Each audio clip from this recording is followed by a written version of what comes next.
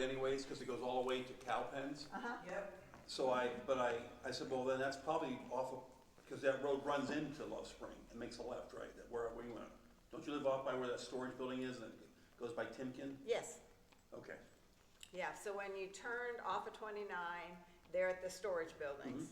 And you go down and then there's a bridge that kind of goes to the right a little bit. And the Clary plant's on the left and Lionhead subdivision's on the left. And there's a red barn to the right. Uh-huh. That's me. Okay. The Red Barn's you. The red We knew you barn's were on me one and the side or house the other, beyond but the we red couldn't barn. figure it out. Okay. Yeah, but all that land to the right where So you it see the sits red. down there, that's when it sits down just a little bit. Yeah, Yeah. yeah, yeah. All right, on. Yeah, we're in the hole, so, There's a lot of They call that country bottom and land. everything. yes, yes. You go down I to the didn't creek, realize. to the creek. Nice piece of bottom land. That's it, that's it. A hollow, that's what we're in. Hollow. The hollow. Well, yeah. Yeah, exactly. Hollow.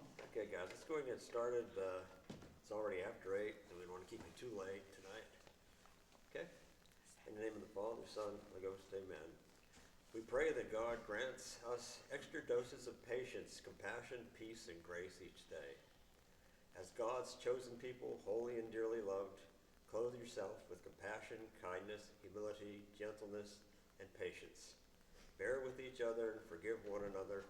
If any of you has a grievance against somebody, forgive as the Lord forgave you. And all over these virtues put on love, which binds them all together in perfect unity. Let the peace of Christ rule in your hearts. In the name of the Father, Son, and Ghost, amen. Hey, can we just do one Hail Mary for Patty? Yeah. Sure. She has shingles. Ooh, Oh, that's nice. I mean, I sarcastically, saying. I know, that's painful. yeah, they So, are. Hail Mary, full of grace, the Lord is with thee. Blessed art thou among women, and blessed is the fruit of thy womb, Jesus. Holy Mary, Mother of God, pray for us sinners, now and at the hour of our death. Amen.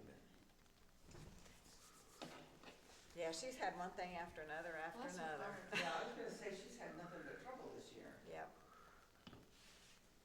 Okay, guys, we were talking, the subject tonight is on the civilization of love.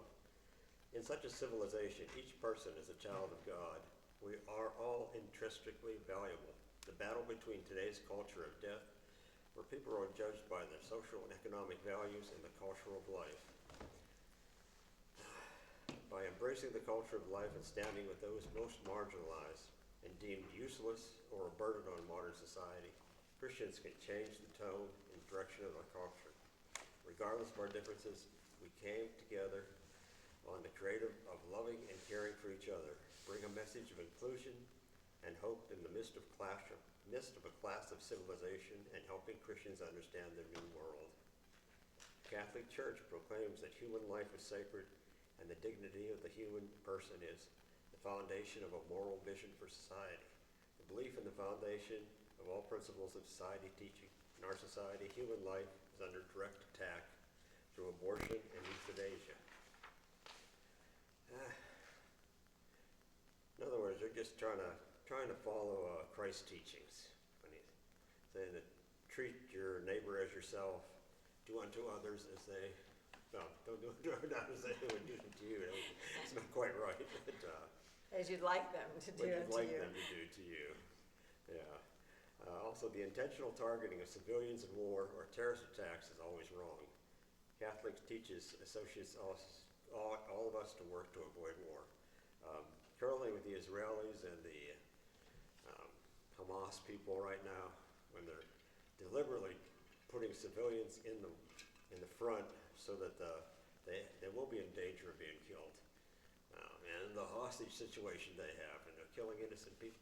We're taught to pray for and love our enemies. I just find it very hard to love somebody that strangles children. Those two people, I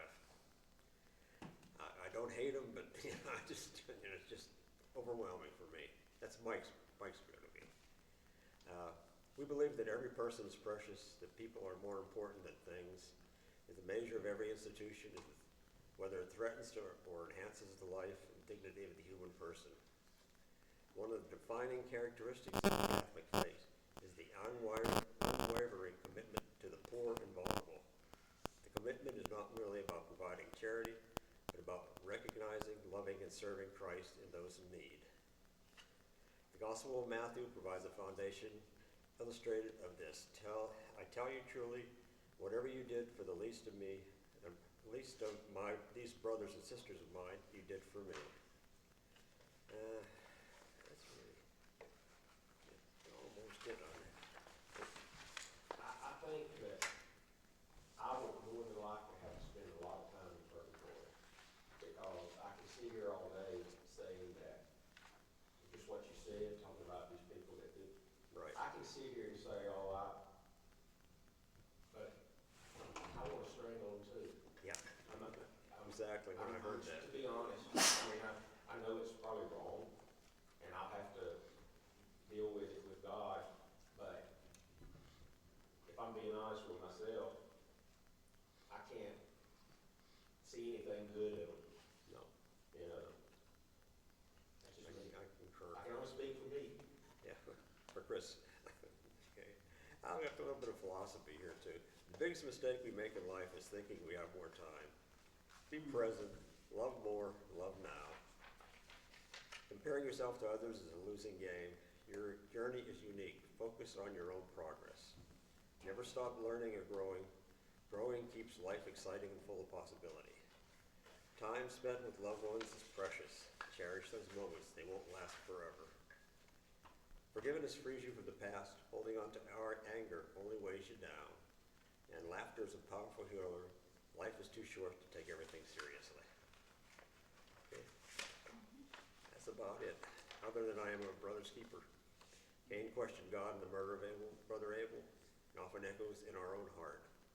Am I the keeper or the addict? On the street, and the unwed mother, the homeless veteran on the corner, the widow on the block, elderly in a nursing home. The gospel tells us, yes, you are responsible for them. We are responsible for all in need. We are our brother's keeper, because we are part of one human family. Okay, and I can leave it there. And I believe Mara's got a couple videos. I've got a couple videos, from Mari Pablo to start with. Your life is such a miracle, and I love that. And the reason Or why who was talking. Hold on a second, she's not quite loud enough. I go from it being way too loud to not being loud enough. Do you have a TV this big at your house? Yeah, I do, unfortunately. that is because my mother, after my older sister was born, was told she couldn't have any more children, and she had to have 11 surgeries to have me. And then even after I was born, I had a lot of complications with my ears, and they literally told my parents and family members to say their goodbyes because I wasn't going to make it. And God is really good, and a lot of prayer, a lot of surrender, and I'm here. And so I loved hearing the comments, right? Like, wow, Maddie, your life has such purpose. God must have something really big in store for you. Wow, Maddie, your life is such a gift, it's such a miracle. And I really celebrate that. But the issue with this is that why is it that we have to wait for something like this to happen before we celebrate each other's lives? Like, why do we have to wait for someone to survive cancer? Or for someone to survive a horrible car accident? Why are we just going up to each other and saying, like, hey, your life is very good and your life is a gift? And why would we look at each other probably a little strange if we did that? Being pro-life means that we honor life from the moment of conception to natural death. It's not just about being anti-abortion, and that's a huge issue. It goes so much more than that. And this whole thing of being pro-life is honestly, it's going to start with you. With you and I valuing our own life. On the way over here, I was on a plane, and they had that moment, right? The stewardess comes around, she's like, in cases of emergency, and then she goes over this horrible list, and the whole time you're praying, like, please, Lord, no. But in that moment, they always say, in case of emergency, the mask will fall. You must first put on your mask first before helping other people. And I think, how often is it that we just care about putting on the other person's mask? I've noticed when I travel and I speak around the countries, I'm looking at scenes and I make comments like, wow, like, you're so good. You're so beautiful. You have such beautiful gifts. Thank you so much for your heart. And so many teens literally look at me and they just can't even receive the words that are coming out of my mouth. Why is it that we struggle so much with seeing the value of our own life? I think it's a mixture of a lot of things. One, social media, let's face it, it's an issue. We're constantly comparing ourselves. We have false expectations from our parents, from our school, from our society. And we're constantly, especially if we have older siblings, we're comparing ourselves and looking at what they have, and in the process, we're forgetting the gifts that we have. And then another issue is going to be the comments that our own friends and family make.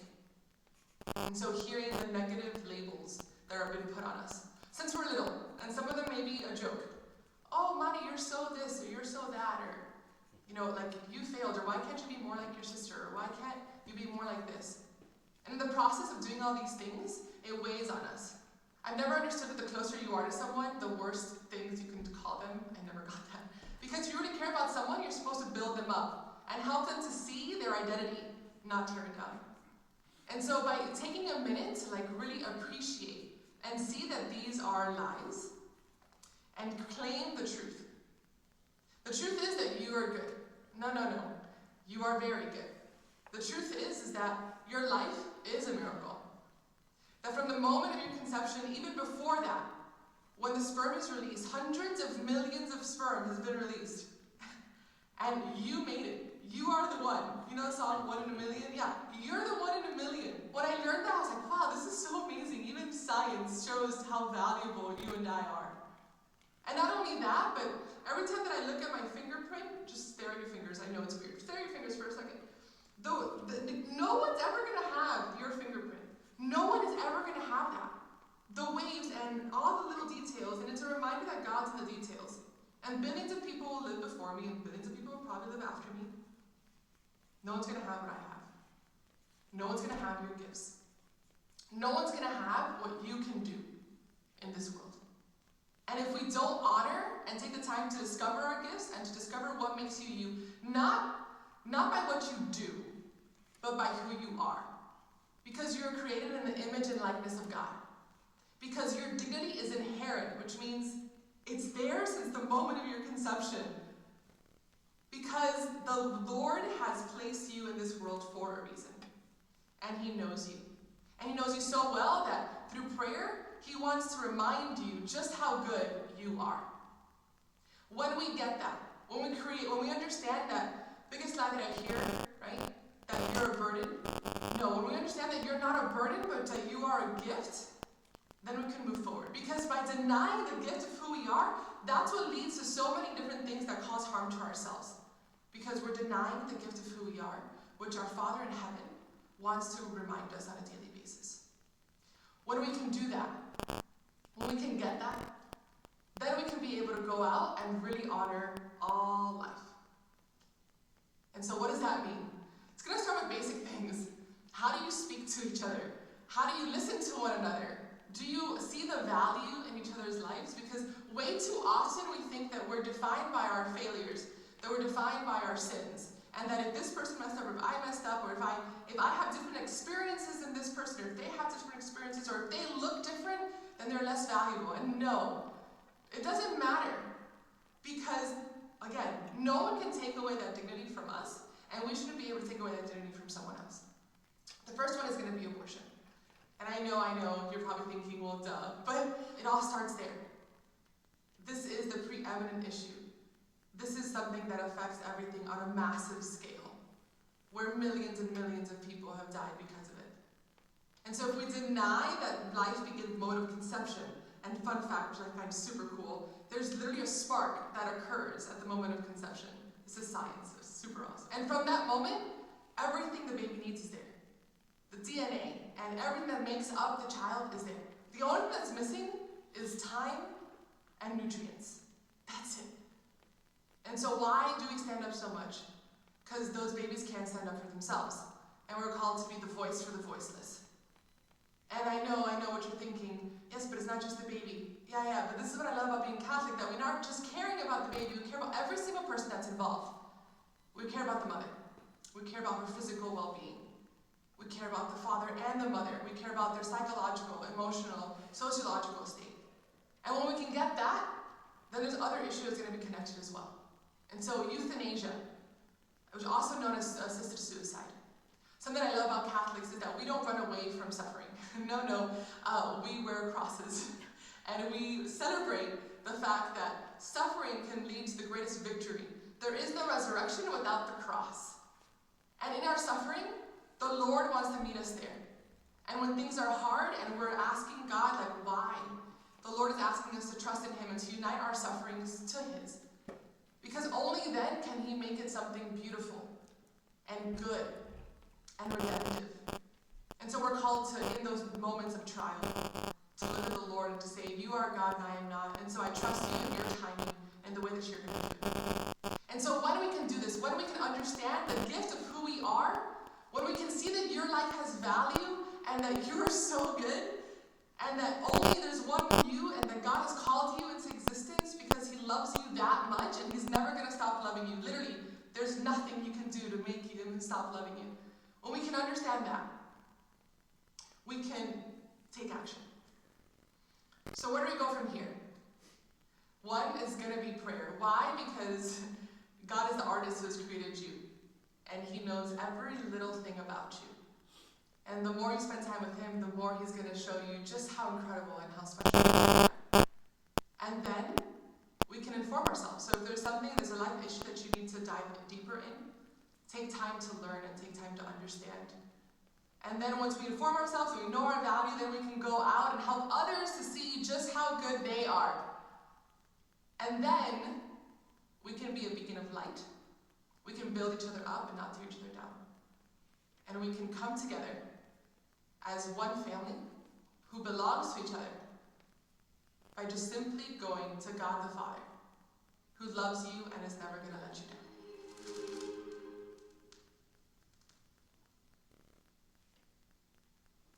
I like that one. That is true about the light, at the point that you said. Yeah, I've seen a video yeah. of that, and there is like a spark. Spark. Boom. And it's, It's like when you strike a match or yeah, something. and there's a light. It actually, There really is a light. yeah. There really is. Whether those that want to deny it or not, it's there. And that's the science, folks. That's the science.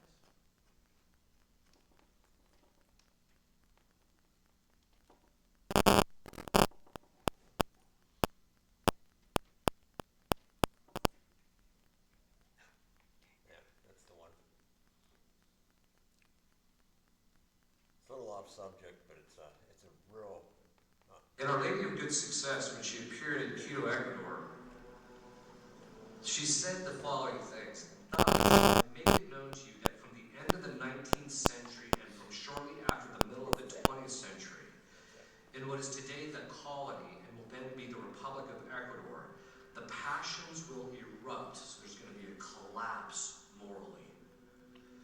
And there will be a total corruption of customs, for Satan will reign almost completely by means of Masonic sects. They will focus principally on children in order to sustain the general corruption. Our Lady predicted in the latter half of the last century, Satan would have enormous, how he would rule almost completely in Ecuador. Almost completely, almost. But it's not just Ecuador. Alas, she says, how deeply I grieve to manifest to you the enormous sacrileges, both public as well as secret, that will occur from profanation of the Holy Eucharist, offering during this epoch, Our Lady says. The enemies of Jesus Christ, instigated by the devil, will steal consecrated hosts from the churches so that they might profane the sacred species. My most holy Son will see himself cast upon the ground and trampled upon by filthy feet. Since this poor country, so she's still talking about Ecuador, the sacrament of extreme unction will be little valued. You see this. I can't tell you how many times you tell people your father's died. Yeah, what, do you want me to come anoint him? No, he's good. He's a good guy. He's going to go to heaven. You know, people just don't even make sure that their parents get the sacraments. Many people will die without receiving it, Our Lady says, either because of the negligence of their families or misconceived affection for their sick ones. She named it. Others, incited by the cursed devil, will rebel against the spirit of the Catholic Church and will deprive countless souls of innumerable graces and consolations, and the strength that they need to make the great leap from time to eternity. but some persons will die without receiving it due to just and secret chastisements of God. So Our Lady predicted, Satan is going to ascend. There's going to be an ascendancy. We also know this by virtue of the prophecy that the actual vision that Leo XIII saw. He saw Satan gaining an ascendancy for 100 years. He approached him and saw the interaction. Satan approached God and said, "Give me 100 years." And God gave it to him. Why 100 years? It's because there's a thing called immemorial custom or immemorial memory. Human memory is roughly 70 to 80 years. And if you get outside that generation and can remember how the faith is lived, how the faith used to be done, what the actual devotions were, how they used to pray and things like that, if you can get 100 years out and that's not being done, then it will have been forgotten and therefore extinguished. That's why he wanted the 100 years.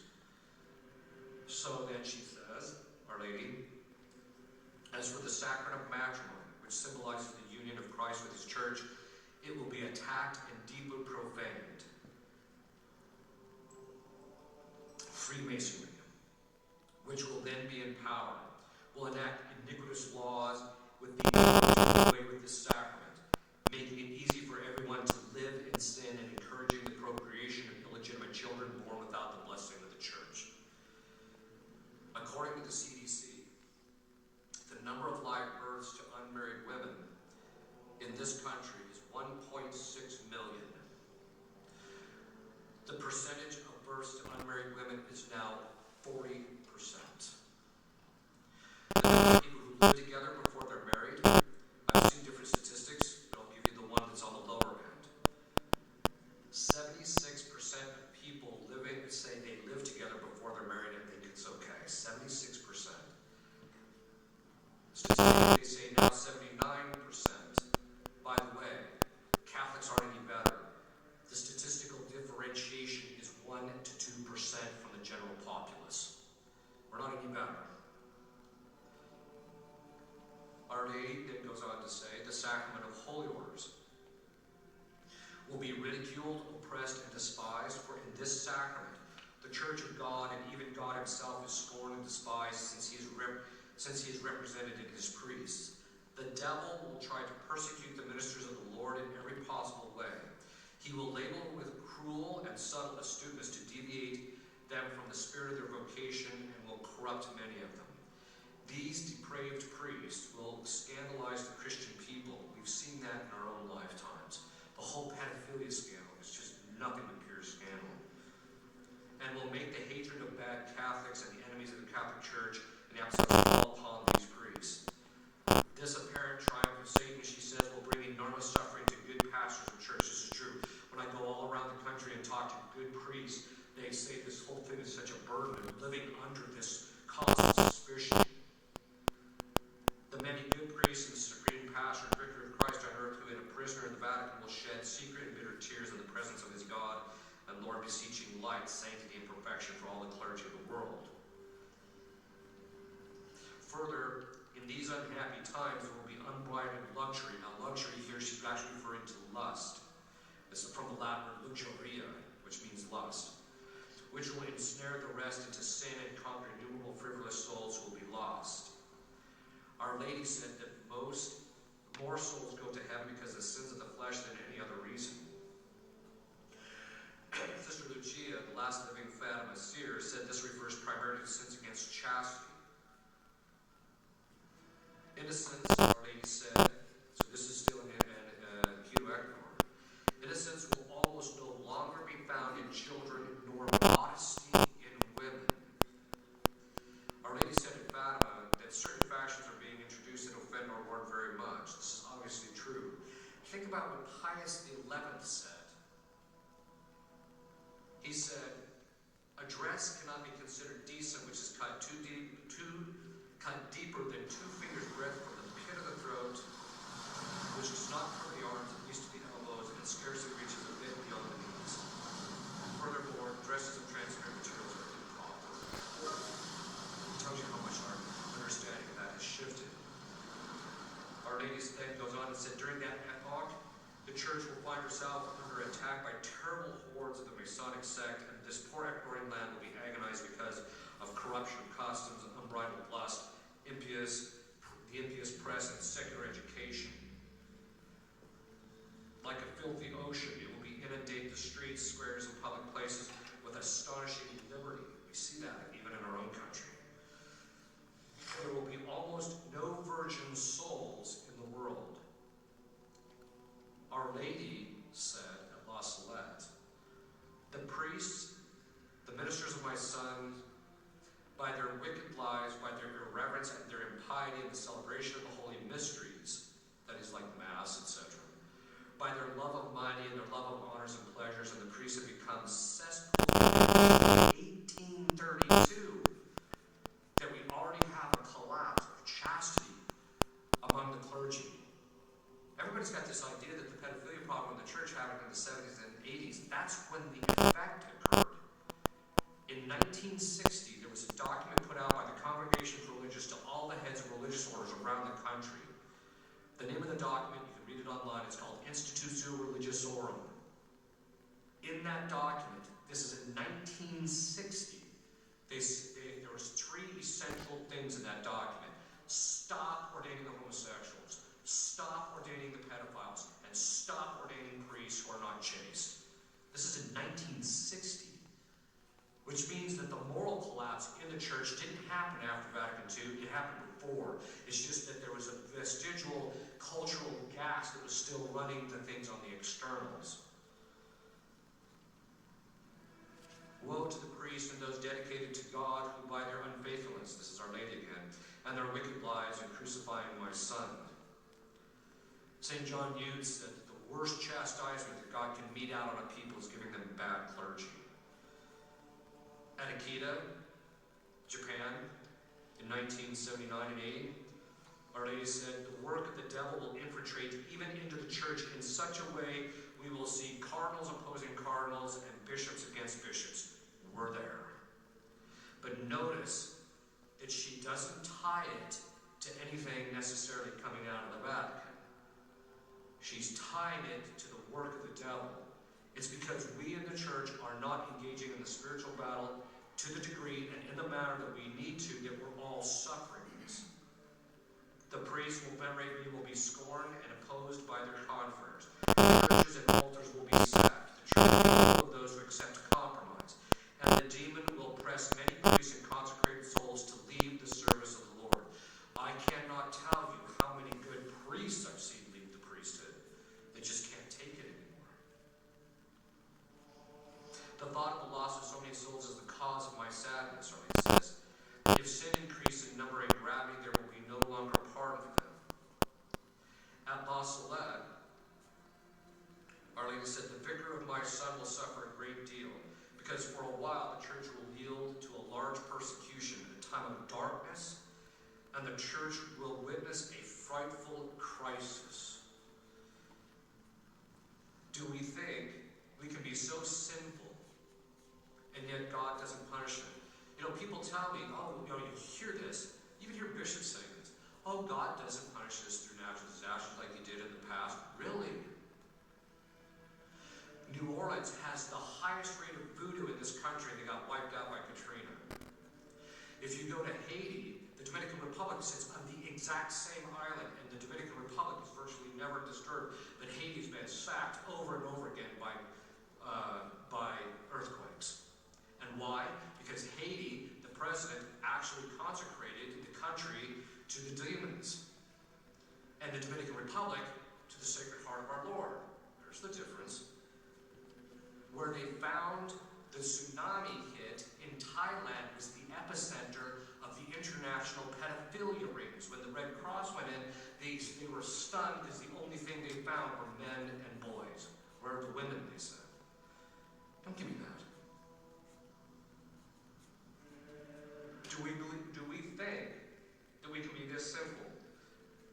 I'll give you an example. This is to give you an idea that we do know that the demons are getting more powerful, but there is an upside, so it's not all lost. St. Francis, shortly before he died, made the following prediction. I'm not going to read you the whole thing, you can find it actually online. He said, "Act bravely, my brethren, take courage and trust in the Lord. The time is fast approaching in which there will be great trials and afflictions. Perplexities and dissensions, both spiritual and temporal, will abound.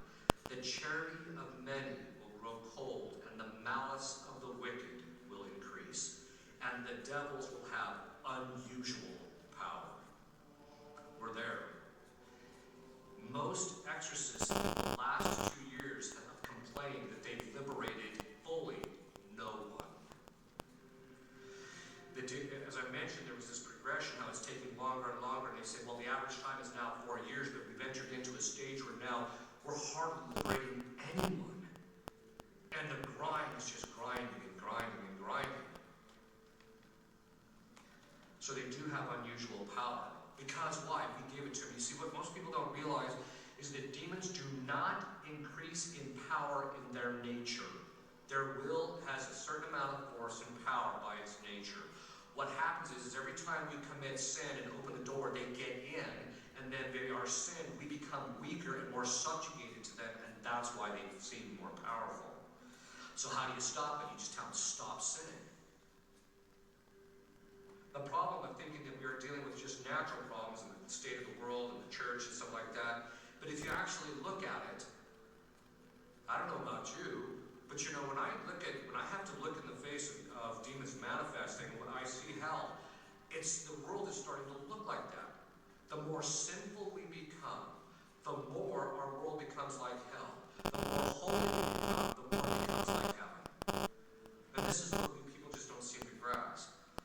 But I do want to end this conference positively. As I mentioned, the demons are on a short rope. They can only do what God permits, and their time is never indefinite. In fact, the demons are showing all the signs of being frantic that their time is coming to an end. I've had more than one demon tell me their time is short. They know it's short. And they'll literally cry because they like all this power they're getting. So they know their time is short, it's going to end. But that also means that God is going to put an end to it, and so we should have perfect confidence in it. But also because He has complete control, we should have absolute and perfect confidence in God that any time, any type of diabolic influence occurs in our lives, that it is God who's regulating it, and that if we just approach it properly, it can be to our sanctification, our purification, our growth in virtue. We also know that even in the church, when it just seems to be in a meltdown mode, that it doesn't matter how bad things get, Christ said the gates of hell will not prevail. It'll get bad for a while, but it will not prevail. And then lastly, if the demons have gained ascendancy, and if things are as evil as they are, we know from Scripture that where sin abounds, grace abounds all the more. This means to those who are faithful to grace, that fidelity to grace, when God gives you grace to go to church, or gives you grace to go pray, if you're completely faithful to that, what that means is, because so many people aren't, God is still generous and He wants to give those things out. And so that means that this is an unprecedented time to grow holy. This is the time, because things are so evil, if we remain faithful to the God grace gives us, we will reach a height of perfection that only the saints said they wish they had the opportunity. They saw what was coming. They saw what we're going through. And they said they wish they could have lived in, they could live in those times, because the degree of sanctity and the graces of that are available in ways that are simply not available to them in their time.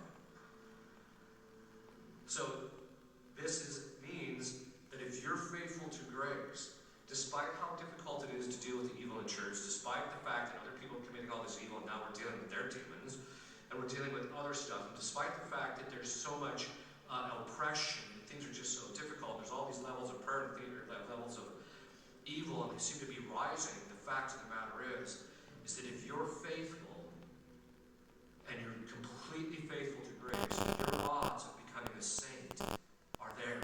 They're real. And God wants you to do that. So don't fail in that regard. Don't be unfaithful to grace. And in that, crown of glory, because when you get to heaven, if you've defeated the demons in your own life, because every family has them, right? And every person is afflicted by them, and if you defeat them in heaven, when people see you, they're going to say, you're the one that beat up so-and-so, and you fight this, and it's going to be to your glory. This is the time in which this is more possible than any other time. It's a time in which your place in heaven, you can gain a higher place in heaven that in many respects, times in the past could not have been achieved. So do not fail in this opportunity that God has given to you. And so people will say, well, yeah, but right now we've got, for example, candidates who are not perfect. What's his name again? Father Chad Rippinger. See it's printed up there? Yeah, I see, I'm just trying to think. He's a natural exorcist. He's Yeah, he goes is. around the country, you know, and he's dealt with a lot of strong demons, I guess.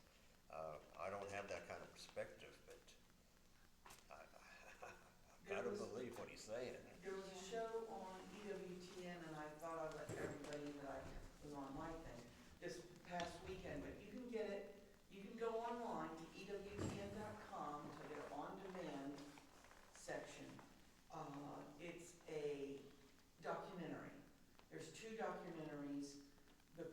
They're A Wolf in Sheep's Clothing. And the first one was about Saul Alinsky. The first one had to do with more politics. But the faith, yes. Yeah. The second one, that was the one that was on Saturday night. It's called The Gender Agenda. That is an eye-opener. That goes into Simone Beauvoir and Sartre and all the modern and how far back it goes that this stuff had started.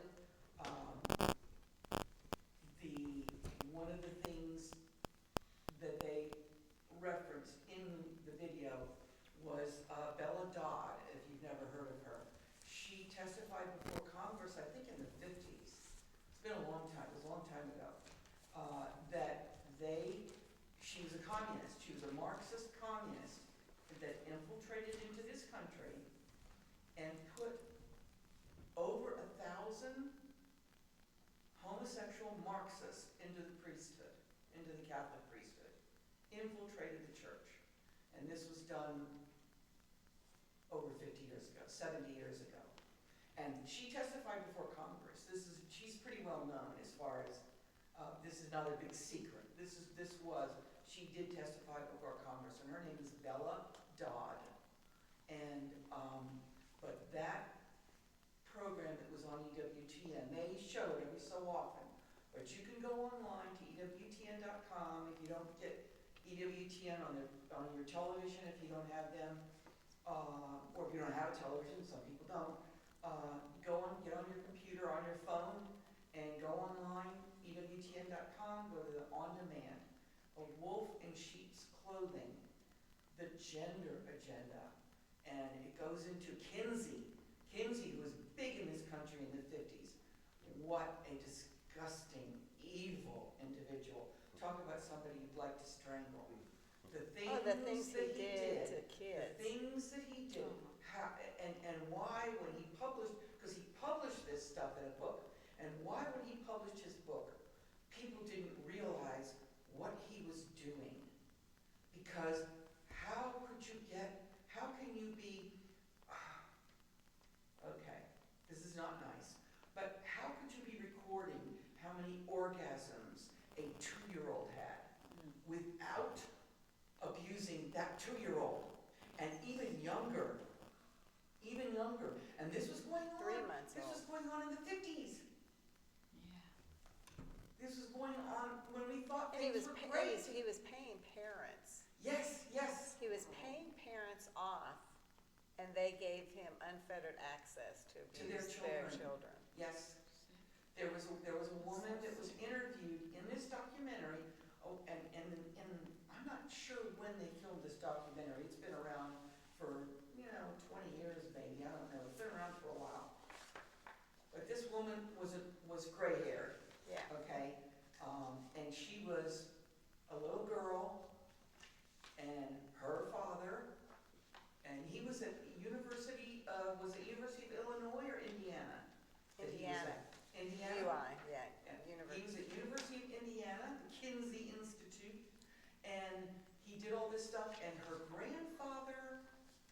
to know him somehow and introduced his son, her father, to him, and they trained and they whatever, and the father sexually molested her for years, and it was like, don't tell your mother, you'll cause a divorce, you know. And then finally, one day, she said she was in the room with them, these men came, it was her father, I think it was her father, her grandfather, and Kinsey and a couple of other guys came into the room, and they were talking, and she sat there and answered all their questions. They were questioning her. And answered all their questions, and at the end, and when they were breaking up, it's either her father or grandfather, I can't I think it was the father said, what about my check? Yeah, the father said, what about my check? Now, this was going back to the 50s, and he was handed a check for $6,000. She saw the check. That was more than a year's salary for most men at that time. That was a tremendous amount of money. And you see these people that have been affected, and you see the testimony of people like Bella Dodd who say they deliberately put over 1,000 men, homosexual men, into the priesthood. Marxist homosexual men. And then when you look at the report, what is it? The report that I don't know, my TV kept freezing up. I finally got so frustrated with it, I just watched it on my cell phone. Because I was like, the report that the bishops did after, the bishops hired this company to do that report as a result of the big scandals. oh, And when they did it and they reported what the information that they gave is the majority of the sexual abuse was not pedophilia. It was homosexuality. These were boys that were, older, a little bit older, teen, early Yeah. teens. And the priests were homosexuals. And they were acting on these boys. And it wasn't pedophilia, it was homosexuality. But because to come out and say something against homosexual activity is like politically incorrect. Nobody wants to say that. Everybody wants to think that homosexuality is just wonderful and that we pick on them. And yet, but this is this is the second time I watched this. And I've forgotten how bad the situation was and how ugly and how early on it started. How early on this started. Bishop Sheen, one of the clips that they showed of something that he said, and he talked about how rising up and burning things and stuff like that. He died in 1979. yeah. Long before the Floyd riots and all the stuff that's happened. So it was like amazing what somebody who's so close to God, what God reveals through them. But it's definitely worth it, and especially if you have children and grandchildren. Because you better know what's out there. These kids are exposed to this. It's insidious. It's in the schools, and it's ridiculous that it's just all bubbling to the surface now. It's been there, and the ground has been prepared, but it's all coming out now. All just I wonder if you can get that on YouTube. I don't know. But if you go online and you do EWTN.com and you can come to there's a place to go to their on demand, and you can get it there. You can get it. I can watch it. Yeah, look, I had several people that I contacted that didn't have a television, and they did go online and watch it, and it was not a problem. But Yeah, and they've got an EWTN app for your phone too, where you can watch it on demand, that's what I have. yeah, that's true. You can I download mean, the app. you can either Go to see the on App demand or Store, you can download see the watch app. live, and I just got so aggravated. The TV just kept freezing and freezing and freezing, yeah. and Jeff was trying to watch basketball on the other thing, and he was hollering that his was freezing, and I thought, well, maybe his is making mine freeze, or mine's making his freeze, and I said, well, the heck with it. Who's your internet provider? Well, we stream, so, Oh, yeah, that's, yeah. yeah, so sometimes it just depends on, You're you know, right. what the You're weather's right. doing You're and, right. you know, Yeah. everything, so. How can you, how can, and I'm just asking the question, cause I'm really, how can you see people like that and not, how can you, I just can't accept that. I mean, how can you, Well, you should have heard this woman, and it's a woman, and she's just talking so matter-of-factly about, you know, about all this evil stuff, like it's, you know, like we're just having drinks over coffee, you know, we're just, you know. I mean, if somebody did that to my child, I assure you, I'll just go to prison. I'm just saying, I know me, and I'm just being honest. And you know, maybe, I know Jesus will have to, he'll throw me in purgatory for a long time, I'm sure, but I'm just saying, to be honest, I mean, I can't, that's just evil. I got a relative that is really, man, some of the stuff this person posts, and I just asked him one time, my wife says don't even fool with him, but I asked him, I said, do you believe in good and evil? She will not answer the question. She won't answer the question. She rambles about all these different, or you just consider it like a abstract concept, good and evil, you know, based on whatever. And that tells me a lot right there. If you don't believe in good and evil, and I think a lot of these people just don't, they don't believe in good and evil. They just believe that it is what it is. I mean, They believe, actually, Chris, the thing that it's happened since the time of the so-called Enlightenment is that they've elevated science and intellectuality and, you know, our intellectual ability to discover and understand things have been elevated above the spiritual. And it's like, oh, well, we're too smart for that now. in other words, Yeah, we're above God. Exactly, we're smarter We're than smarter God. than God. Exactly, that's where we've gotten to. Yeah. We are smarter than God. Yeah. Well, and a lot of it, I think, goes back to the fact that people aren't baptizing their children, Yes. you know, so they're leaving them, you Right. know, they're not part of the family of God, you know? And they don't have the and grace of the sacrament, they Yeah. don't have that assistance that they're gonna need, you know? And then, Like you the know, they exorcist open was all of saying, these portals give by them doing time, all of this other generations evil of living. stuff, and, you know, Yeah. it just, you know, you don't need to make it easy for the devil, you really don't. And as much as I This don't is like not on that thinking subject or about the anything. When you devil, get a I would much chance. rather spend my time thinking of Really Christ. interesting article. You know, we can't forget that evil exists, and it has a name, and, you know, and he wants to, you know, to ruin our chances of eternity in heaven with God, and he'll do anything in his power to make that happen, and we have to, be smart. Yeah, best thing the devil's got going is that he's got a lot of people Convinced that he's a fairy that tale. he's a fairy tale, that he doesn't exist. Yep. That's exactly And what he wants. there was, years ago, when Bishop Sheen had his television show, last time he had a show, I think it was in the sixties.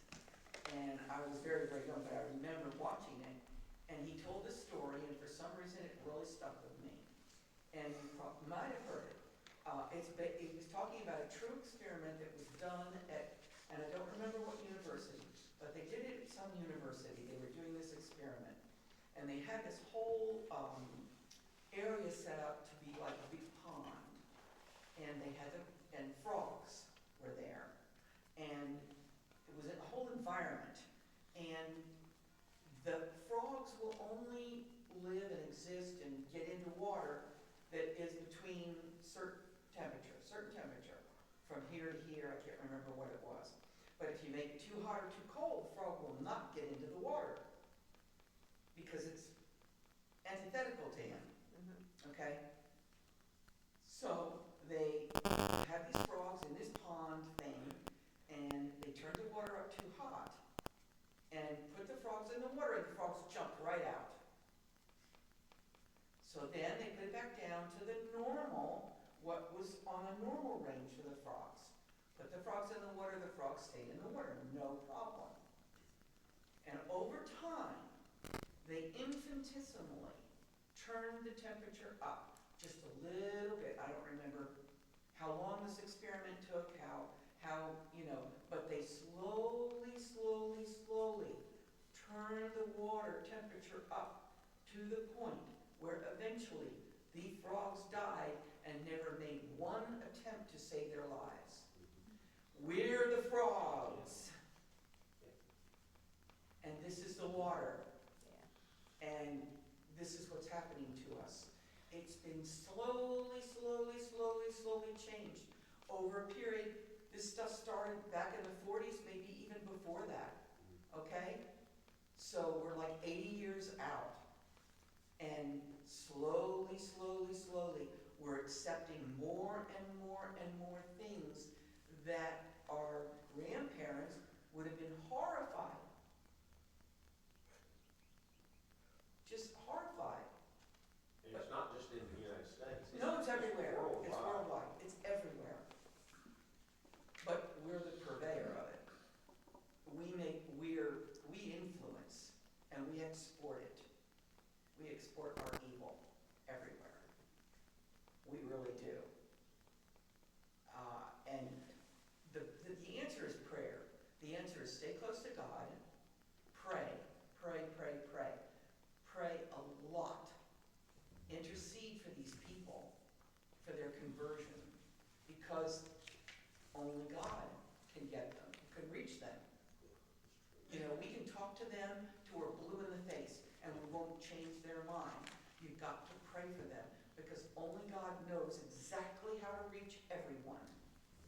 And that's what he's calling us to do for all these people, as hideous as they sound, and as horrible as the things that they've done. We have to pray for them. Because until they change, until they turn their hearts over to God, they're going to continue to do this to people. They're going to continue to harm people. They're going to continue to drag people down. So we have to pray for them. We do. God's the only one that can handle this. And we have got to pray for these people, because it's just ridiculous that we have it. You know, I listened to one of Scott Hahn's talks one time, and he was talking about Genesis and the Garden of Eden. And I never thought of it this way, but when he said it, it was like, oh yeah. He said, you stop to think about it. Adam and Eve in the Garden of Eden with God. God has created them. He's given them everything. Everything. They know him. They walk with him in the garden. And along comes this snake. They don't know this guy from anything. This snake has never done anything for them.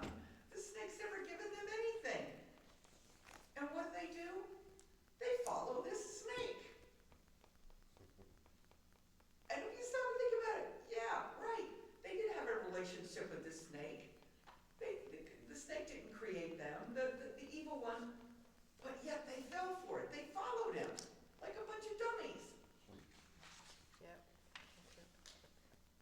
And that's what we do. You have to remember, they were innocent. They did not know anything about good and evil. But they knew God. Yes. And they knew that God loved them. And they had a relationship with him. Why would they question what he told them to do? Why would he question that there was only one tree that they could, whatever it was? Why would they question that? Why? Why would they trust somebody that they didn't even know, they'd never met before? Yeah, they were very It was- quick They were just very quick to say, To- oh yeah, okay, let's do that. to Take the allow pill. the seeds of doubt about God to, form in their Because minds. the devil was telling them, oh, you don't have to, don't worry about that, No, it's just He appealed to their pride. Yeah, exactly. God just Appeal to doesn't their want pride. you to be like him. Yes, exactly. He appealed to their pride, and they fell for it. Yep. All right, well, we've got 2 Kahoots tonight, because we had 2 lessons. We've also got Catechism on the Respect of Human Life, if you want to hear more about respect for human life, we can do that, or we can jump straight to the Kahoot, whichever you prefer. You wanna go straight to the Kahoot or what? How much is the, oh, it's only 15 minutes. It's 11. Okay, we can do that. Okay. Right, there we have it. Paragraphs 22, 58 to 22 and 62 is just the beginning of this fifth commandment. One thing to keep in mind, well, let's start at the very beginning. It's a very good place to start. Paragraph 22, 58. Human life is sacred because from its beginning, all the creation of God remains forever in a special relationship with the Creator who is its sole end. Basically, the heart and soul of this whole thing is what we've said so many times, is that the dignity of the human person, that dignity comes directly from God. That is it. That is the groundwork for every other commandment we're going to talk about when it comes to commandments 4 through 10. And so this commandment number 5 is no different. So keep that in mind. Human life is sacred. And now, not only that, but this extends always and everywhere, to all time, for all people. It says so clearly in paragraph 2261, it says how this is not just optional, and this is not occasional, this is not in certain times and seasons or with certain people, this is always and everywhere. 2261 says, Scripture specifies the prohibition contained in the fifth commandment. Do not slay the innocent and the righteous. Let's pause right there. One thing to keep in mind is the commandment, of course, in Exodus and in Deuteronomy, is you shall not kill. So what does that mean? Does it mean you shall not kill animals? Does that mean, what does that have to do with maybe if there's a just war? What does that mean when it comes to the just use of the death penalty? What does that mean? Well, keep this in mind.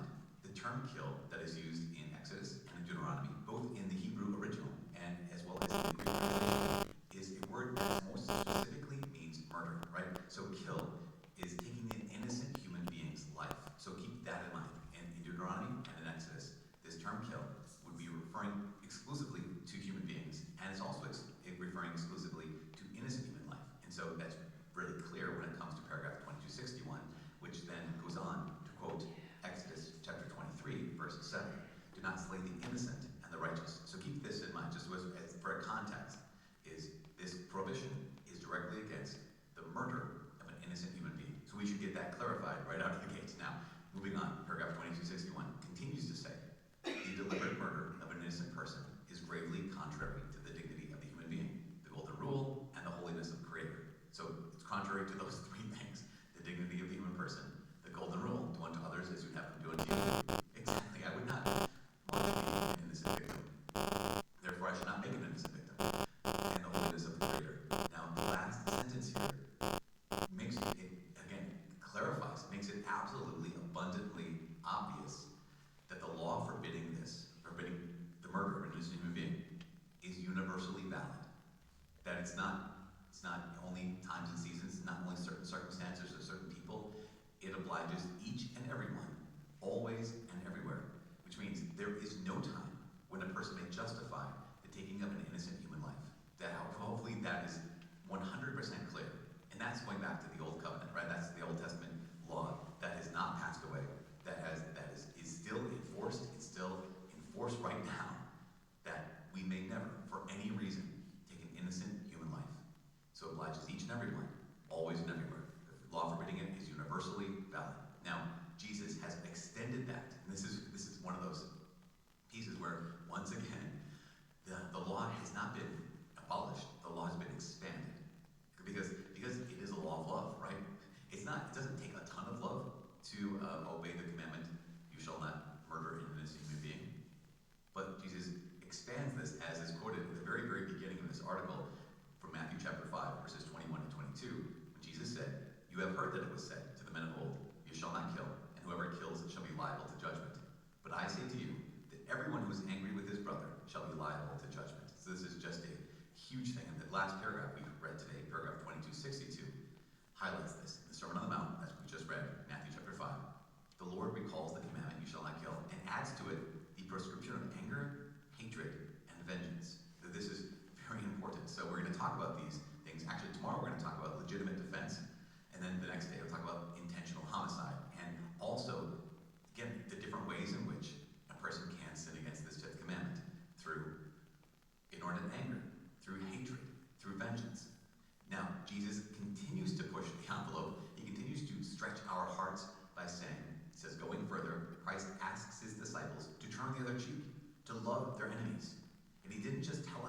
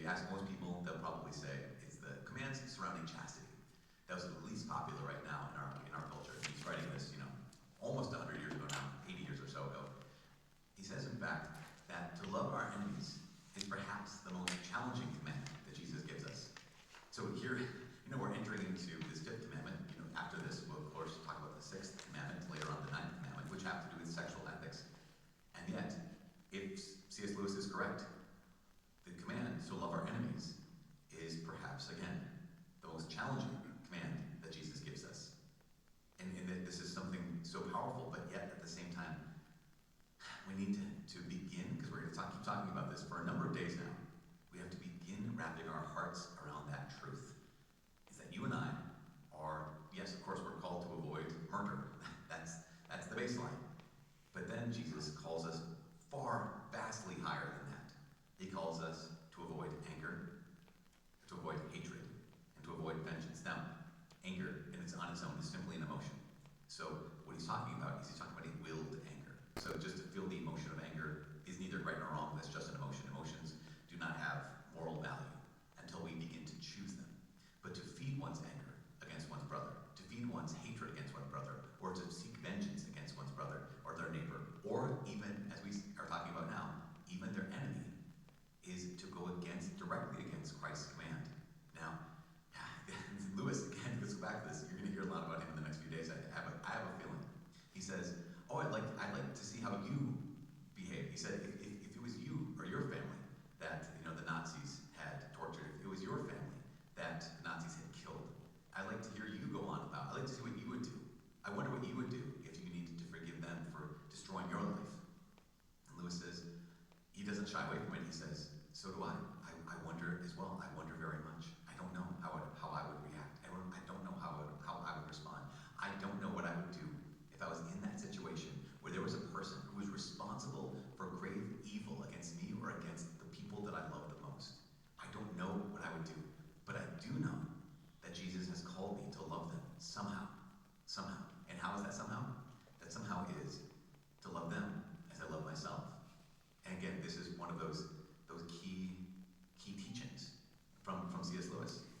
He says this is a quote from C.S. Lewis in Mere Christianity. He says, we must try to feel about the enemy as we feel about ourselves, to wish that he were not bad, to hope that he may, in this world or in another, be cured. In fact, to wish his good. That is what is meant in the Bible by loving him, wishing his good, not feeling fond of him or saying that he is nice when he's not. I admit that this means loving people who have nothing lovable about them. But isn't that the heart of it? I mean, we love ourselves. We're called to love ourselves. And there are sometimes very little that we find in ourselves that is lovable.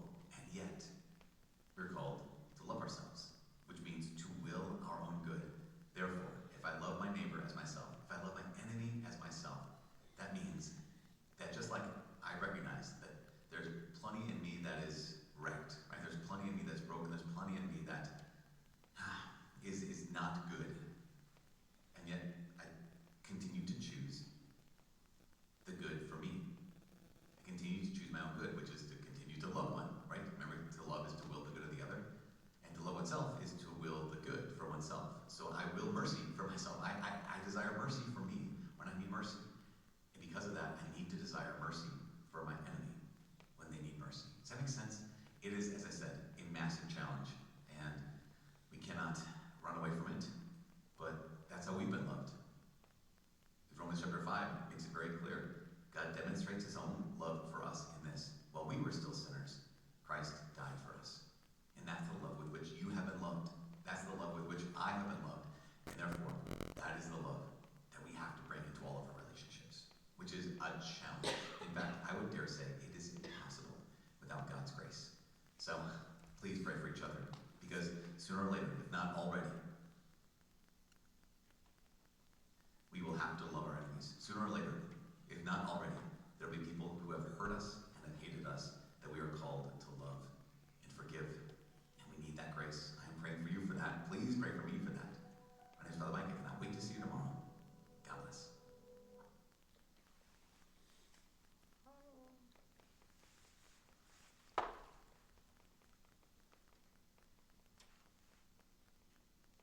Two cahoots, and we've only got 3 players, so everybody's in the chocolate already. Can't lose tonight. There is no losers, only winners, right? First one is on Civilization of Love. And our pin is 352-1450. Oh, sorry guys.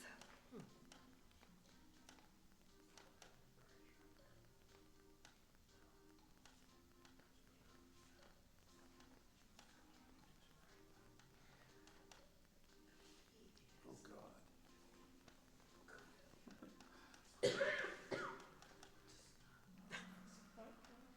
Robert's a skeleton. Skeleton, I was like, yeah. Civilization Consider all the of love. morbid Three, stuff we were talking 2, about. 1. Quiz. Yes. What is the new commandment that Jesus gave us? Do unto others before they do unto you. Seek ye first the kingdom of God. Love one another as I have loved you. Give everything to the poor and follow Jesus.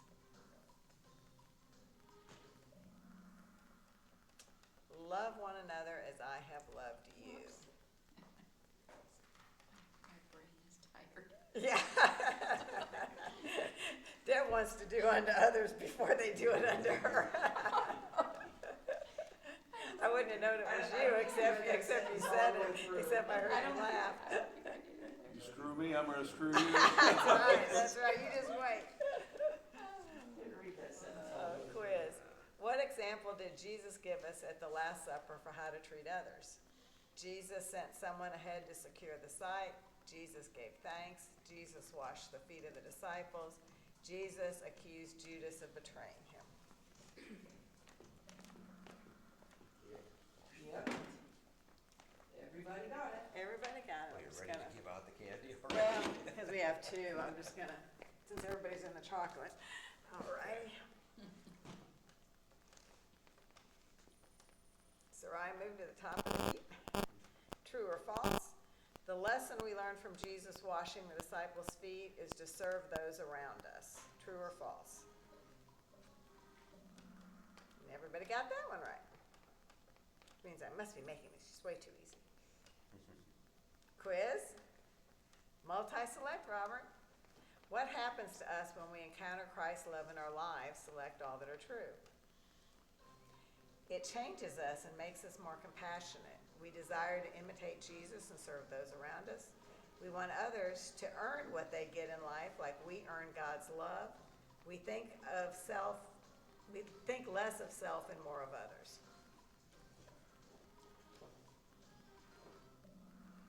Everything except the gold. The gold is we want others to earn what they get in life, like we earn God's love. We don't do anything to earn God's love. God gives that freely. So that was the one that wasn't true. Quiz, multi-select.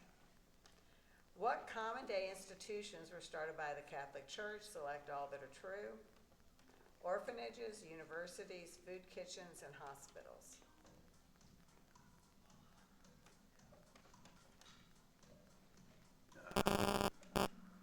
Orphanage, universities, and hospitals. Those were the three that were cited in our lessons. Surely we give food out.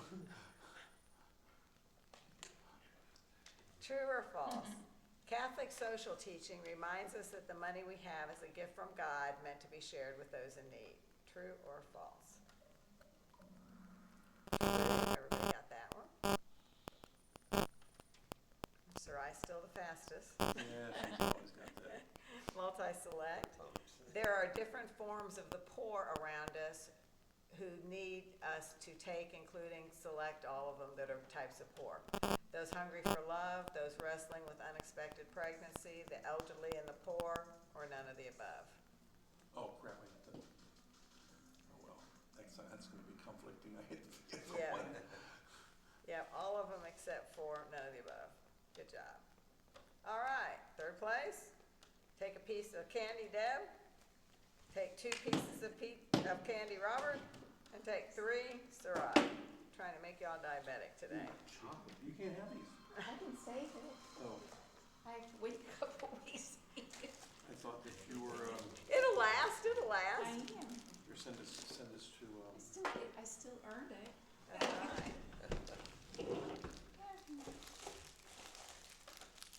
You don't want to stand between a woman and her chocolate. Yeah. there's a lot of things you don't stand behind. Oh, goodness gracious. Okay, Right, we're So you taking, can have variety. There's different kinds of candy. okay.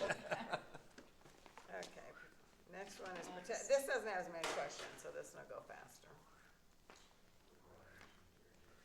Are we doing another one? Yep, How yep. do I get back in this?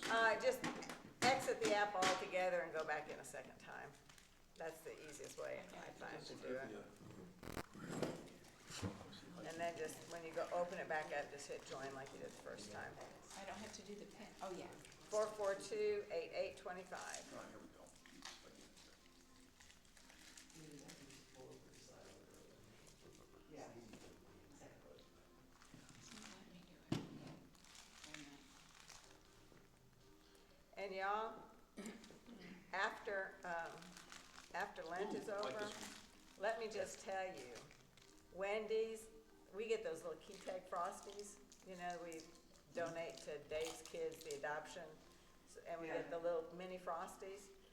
They've got thin mint frosties right now. Ooh. They are the bomb. I've got to try that.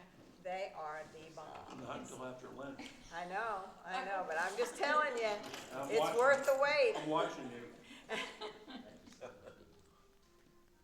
Does Wendy's have fish sandwiches during Lent? They used to, Wendy's and Hardee's. I don't know. Arby's. I saw that Whataburger has them though. Oh, really? Yeah, when we were in Spartanburg, they said, come see our wanna catch, and I'm like, yeah, it's Lent. They start Yep. during Lent, I think it's Hardee's and. That's how McDonald's started theirs. McDonald's got. Yeah, well then McDonald's just kept theirs. They've had theirs, yeah. they couldn't figure out why they were losing money on Friday nights. Yep, Yeah. 3, 2, 1. Quiz. This lesson is about seeing whom when you see others in need. See yourself, see someone you love, someone to be pitied, or Jesus. It just, Jesus. Mine just went. yeah, mine did too. Oh, Yeah, well. sorry. It was, yeah. Oh, well. I don't know why it messed up, but yeah, it was Jesus. Hey, True or you false? got your When we point. care for those in need, we are caring for ourselves. True or false? True. Incorrect. Incorrect, it is false. We don't care. Oh. We don't care about ourselves. Well, Are we our brother's keepers? Mike flat out said this one. No, everyone gets to look after themselves. Yes, Jesus calls us to care for our brothers and sisters. Yes, but only financially. No, everyone's under God's care. It's the blue. Isn't that Yes. what I hit? Somebody got the red. Yeah. Did I hit right? Huh. True or false? Everyone in the church has the responsibility to carry on Jesus' mission of caring for the poor. True or false?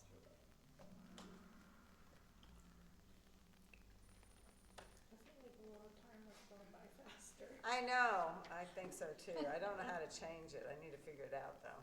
A culture of life calls for supporting the dignity of human life from conception, premature and artificial death, conception to natural death, none of the above. oh, I didn't. Conception to natural death. The gold was the right one that time. Quiz. Every 2 years, Catholics have a responsibility to practice their belief in the right to life in a public way by voting for pro-life candidates, demonstrating outside abortion clinics, demonstrating outside Planned Parenthood, going to Washington, D.C. to protest. And it would be voting for pro-life candidates. Robert's at the top. Every year, not every 2 years. Catholics work with all people to help solve the big problems in the world because they aren't just blank problems. United States, others, religious, or Catholic.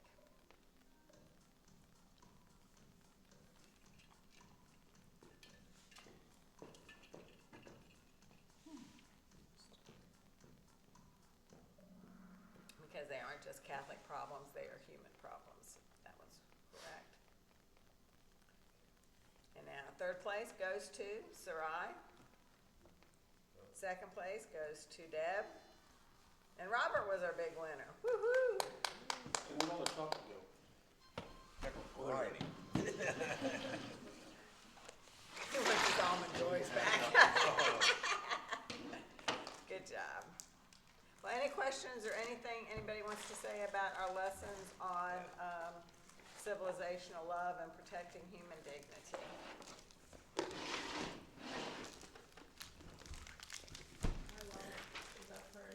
Huh? What? I probably paid more attention to the first video, I found it more interesting. Yeah. It was a little dark. Now, I was, multitasking with my kids when I was watching the second one. Oh, okay. And the first one I watched it by myself. There you go. Probably Yeah. took it more. I've already picked out my saint, Oh, who's your saint? Saint Sebastian. Oh, okay. Is there a specific reason? Well, perseverance, the basic saint for athletes, Oh, okay. a few other things seem to symbolize me. Okay, very good, very good. I do like Saint Michael though, because I consider myself to be quite a battler, but Yep. I'm not a, you know. Yeah, there've been a lot of saints that have been battlers. Padre Pio used to regularly fight the devil. Yeah. His, Yeah, there was one saint where Michael gave him a sword.